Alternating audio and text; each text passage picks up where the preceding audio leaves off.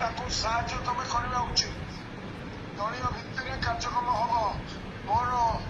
ମୋର ମନା ନାହିଁ ଯେ ସମୀର ଦାସକୁ ଆମେ ଟିକଟ ଦେଇଥାନ୍ତୁ, କିନ୍ତୁ ପରିବର୍ତ୍ତିତ ପରିସ୍ଥିତିରେ ସମୀର ନାଁରେ ଯୋଉ ପ୍ରକାରର କାଗଜପତ୍ର ବାହାରିଥିଲା ତାକୁ ଦେଖିଲା ପରେ ଦଳର ନିଷ୍ପତ୍ତି ସେଇଟା କରାଯାଇଥିଲା। ଯଦି ସେ କଥାଟା ତାକୁ ଟିକଟ ଦିଆଗଲା ପରେ ବାହାରିଥାନ୍ତା ତେବେ ଦଳର ସମ୍ମାନ କେବେ ରହନ୍ତା ନାହିଁ।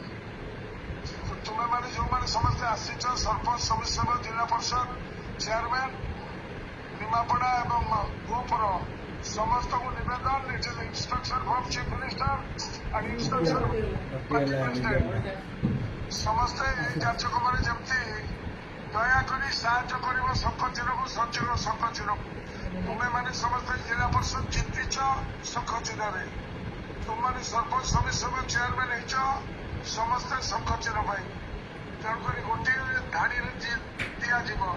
ବର୍ତ୍ତମାନ ତମେ ଶଙ୍ଖର କାର୍ଯ୍ୟକ୍ରମ କରିବା ଏବଂ ଆମର ପାର୍ଲାମେଣ୍ଟ କ୍ୟାଣ୍ଡିଡେଟ୍ ଯିଏ ଅଛନ୍ତି ତାକୁ ମଧ୍ୟ ସେଇ ଅନୁସାରେ କାର୍ଯ୍ୟକ୍ରମ ହବ। ସମସ୍ତଙ୍କୁ ସେଇ ନିବେଦନ ରଖୁଛି। କାହାର କିଛି ପଚାରିବାର ଅଛି ଯଦି କ୍ୱେଶ୍ଚନ ମତେ ପଚାର।